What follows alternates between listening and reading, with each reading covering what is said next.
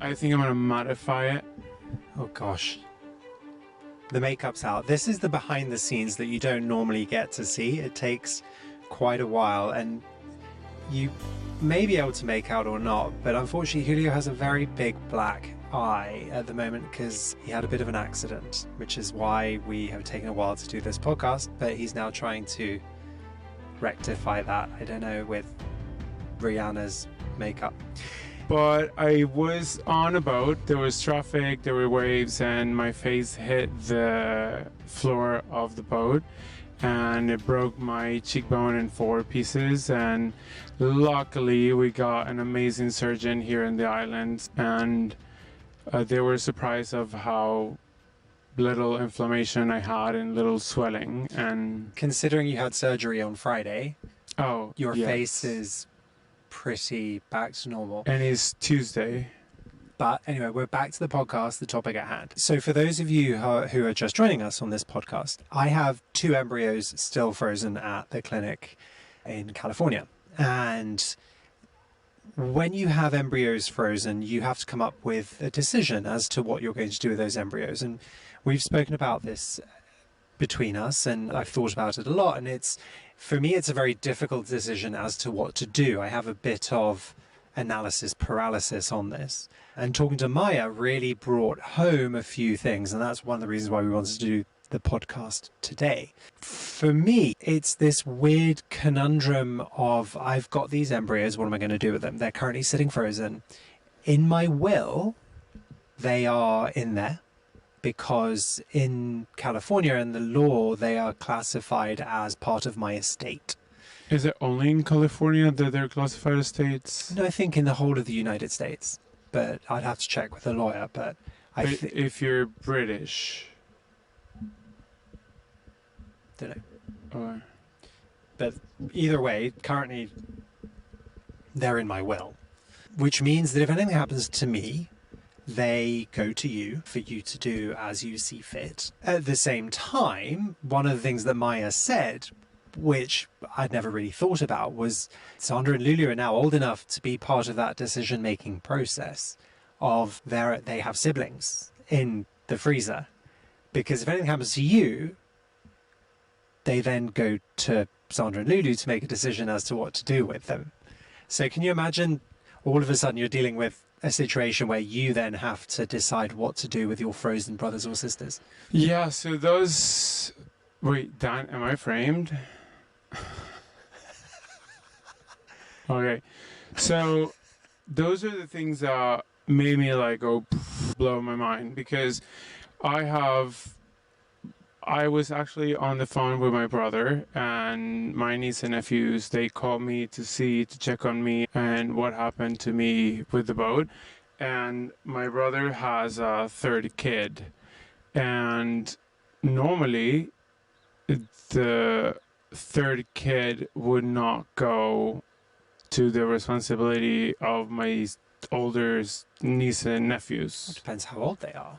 They're around, your kids are around 11. So when they're 18, the 3rd child will be 8, 9? Yeah, but if they are 15, they will go to a guardian or a godfather or a godmother, or I don't know.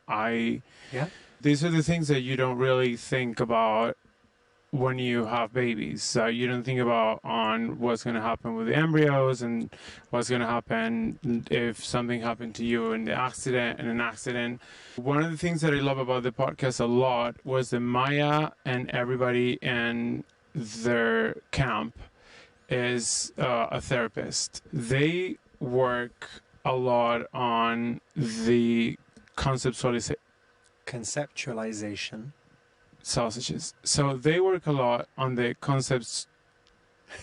They work a lot on the conceptualist. Can you not make fun of me? Can I learn how to say that? So they work a lot on the concept of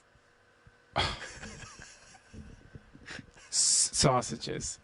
So one of the things that Maya and everybody in their camp is that they work on the conceptualization of the way you envision your kids, your embryos, or the entire process.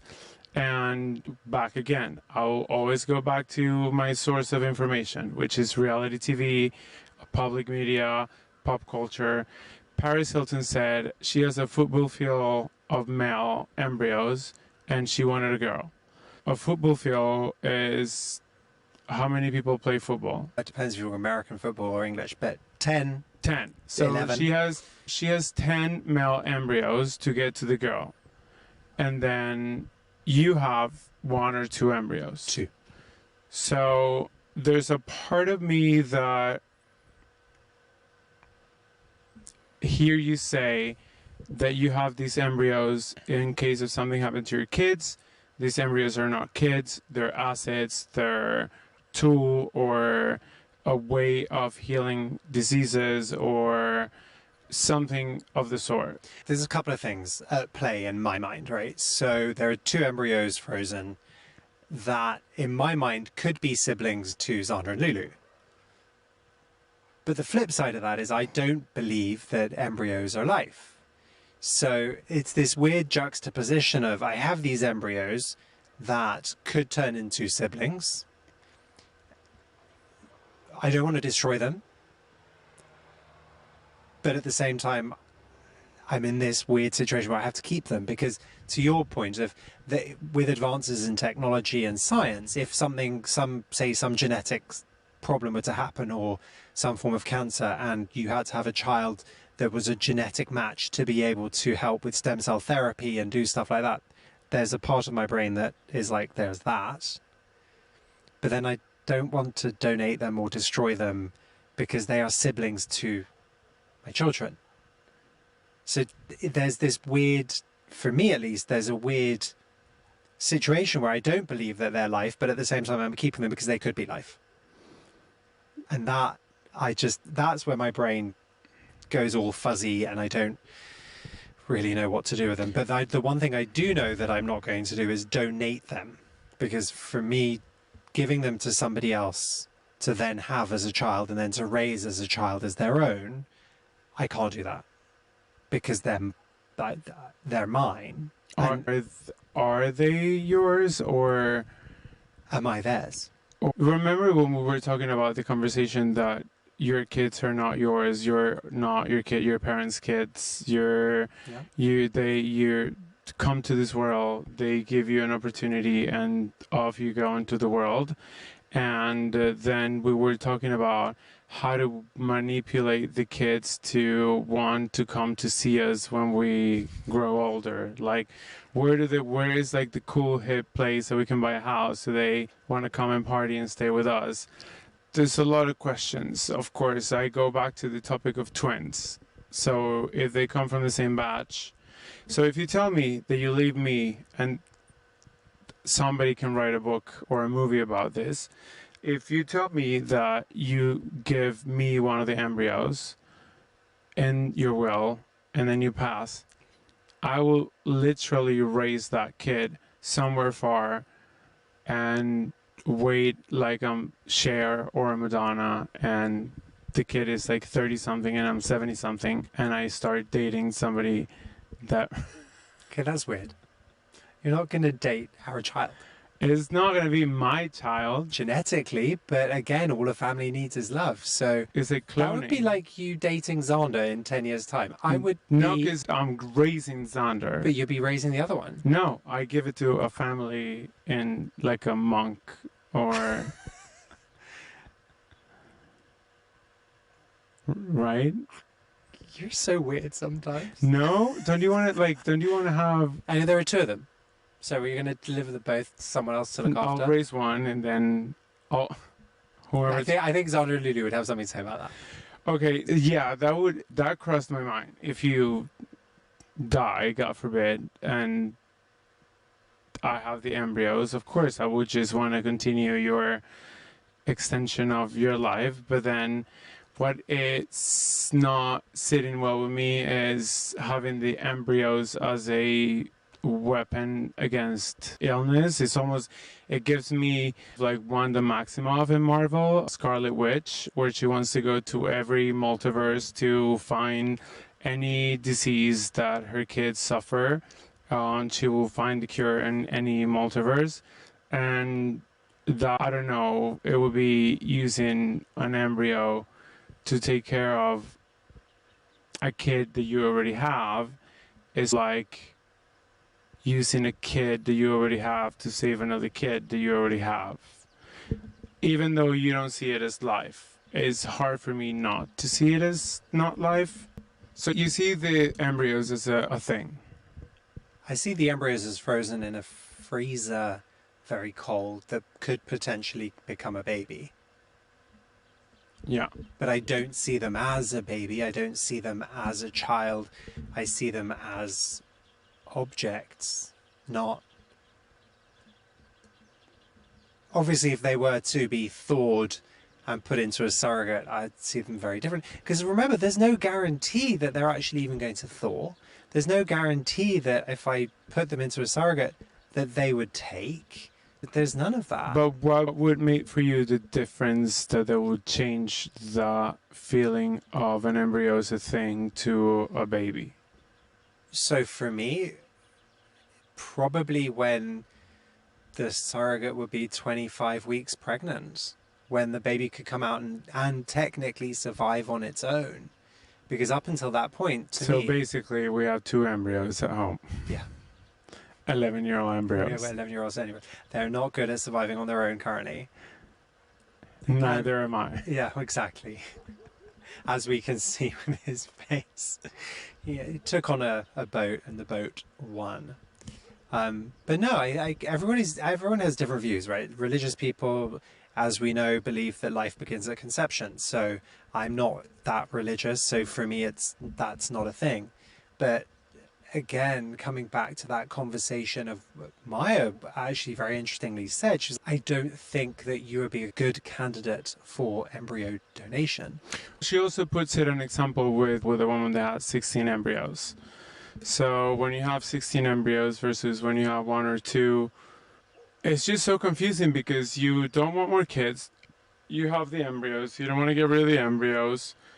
So there is something inside of you that tells you these are kids. Right, and that's the conundrum, because my rational brain says, no, they're not. They're never going to be a baby. They're frozen. And then the irrational brain says, keep them, because you just never know. How much does it cost? To keep storing, it's $500 a year. Not per embryo, but in total. Both of them. Don't tell that to Lulu or Xander. Yeah. So, yeah, it is... Okay, one of the things that I loved the most about the episode was the fact that we're working really hard to empower women, but we are not teaching men how to live in a world of empowered women, which is one of the things that I love the most about the podcast. Was embryo donation is a good asset and a good, more affordable option for a single mother, somebody that had a baby, went through a traumatic marriage or divorce, and then wants to have another baby. You have to get an egg donor, you have to get a sperm donor, or you have to get an embryo donation. So embryo donation is a lot more affordable, and I believe that embryo donation has a lot less stigma than sperm donation. Yeah, weirdly, people, when you talk about sperm donation, people go, ew. When you talk about egg donation, people seem to understand that now. And when you talk about embryo donation, it's even another level of, oh, wow, that's cool. So then that will bring me to the point of what's the difference between like embryo donation and embryo adoption? That I'm still not entirely clear on that one, but I think that adoption means that you are saying that those embryos are life because you are adopting a child. From whom? The people that, so if I were to give my embryos to somebody else, I wouldn't be giving them, donating them, they would be adopting them. That to me insinuates a child, and adoption to me is when there's a child that's for one reason or other needs to be taken into another family.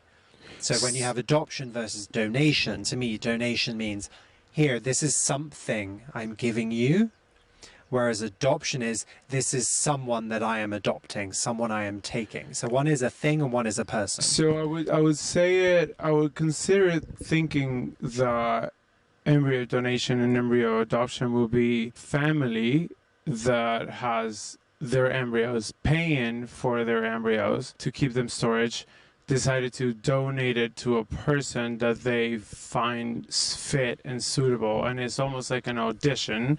It's almost like a date, like a candidate that you select. And I think, correct, I don't even know if this is right or wrong, embryo adoption is what I just said, and embryo donation is from a clinic, like an organ donor. A clinic has a bunch of embryos that just happen to be at the clinic.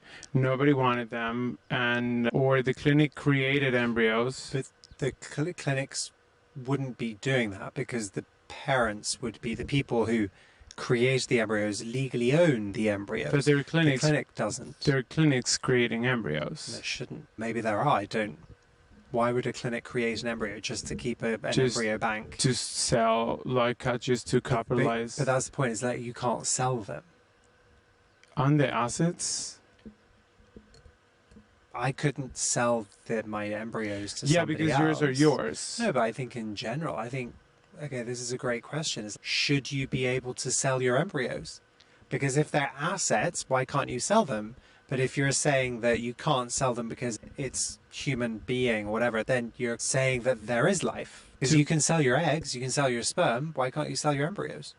So what I'm trying to figure it out is, so there's embryo donation and there's embryo adoption. So when did these terms originated? I don't know. When was the first time you heard them? When the embryos were created and they were used and the children were made, then you're like, what are you going to do with the remainder of your embryos? Do you want to keep them frozen? And if you don't, then you have a choice of what you can do. You can throw them away, you can give them to the lab to practice technique on, or you can give them to somebody else. So very early on, there was that, but it wasn't ever something I thought through. When you give it to somebody, you're allowing somebody to adopt them, because you cannot push your embryos into somebody. But when you give it to a lab to study or to keep or to, I don't know, to storage, maybe they see your genetics are amazing, you're gorgeous, tall and handsome and green eyes. 6'5". I would say, keep these embryos and just somebody want it. And then you donate the embryos to the clinic. I've never heard of somebody donating embryos to a clinic. But no. that doesn't mean it doesn't happen. No. I've heard of people donating embryos to other people, but never to a clinic, because unless they're donating to the clinic for science or for them to test, practice on and do stuff on and do things with. But yeah. What do you guys think? Do you think that people should be able to donate their embryos to a clinic and the clinic then does with them what they will? Can they sell them? Do they give them to other people? What do you think? Do you think it's ethical to go on clinics to do embryo creation? And because Maya was saying that. Maya was saying the clinics are doing embryo creation. When you do embryo creation, you're not donating an embryo because there is nobody donating the embryo that they belong to. This is the conundrum, right? Because if you're adopting an embryo from me, that means that the embryo is life. If I'm donating an embryo to you, that means that it's an asset. So to me, there's a delineation between the two. One's asset and one is life. At the moment, I believe that the embryos I have are not life, they're assets. So therefore, for me, giving my embryos away to somebody would be embryo donation. The conclusion that I got from the podcast was women or LGBTQIA people, minority groups, benefit from embryo donation. Anybody can benefit from embryo donation. But I'm speaking in a way of people that are not allowed, that they run out of eggs. So, but they could be straight. They could be a straight couple. They could be anybody. Yeah. So your point is valid. Anybody can benefit from it. If that is something that they're thinking of talk to a clinic and say, do you have donated embryo? What I'm saying is embryo donation helps you to have a more affordable approach to... Yeah, because I've already paid for the IVF. I've already paid for the egg donor. I've already paid for the embryo creation part. That's arguably the most expensive part of the IVF. So that's already been taken care of by me. What you're then looking for somebody who's looking to receive an embryo is to prepare their uterus, be it if it's a woman or if it's a heterosexual couple and the woman is carrying, she needs to prepare. That's... Can you turkey baste an embryo? No, because what you're turkey basting is you're squeezing and the sperm into the uterus, into the area, into the cavity to try and get to find an egg. Okay. This you'd have to do. There would be a piece of plastic. The embryo would be put into that and then transferred into the uterus. Do they have to go to the same amount of medication as in egg freezing or... No, an egg freeze is a lot more medication. She would still have to, the lady who's going to carry would still have to do meds, but it's a lot less. Because I'm thinking, and also in the situation of a close friend of mine right now, thinking the fact that she ran out of eggs and she's now going through an egg donor to use the sperm of her partner and try last resources to create an embryo, but it's not an embryo donation. At least you have some form of genetics. But I think we've discussed it before with Anna Buxton in one of our episodes, when you don't really get to feel that you're a mom until you have the baby with you. And with Xander and Lulu, you have seen me how I get tiger mom if something happened to them. So I feel like, yes, what Aunt Maya said as a therapist, the preconceived knowledge of you seeing the embryo as your baby and your inner competition of what if somebody does a better job than me? What if somebody does a worse job than me? What if there is... But then again, wouldn't that break that? Wouldn't we be agreeing and validating every single person that says being a surrogate will make this person feel like they've been carrying a baby that is going to be out in the universe that was in their belly for 9 months? And right, you've hit the nail on the head with regards this entire process.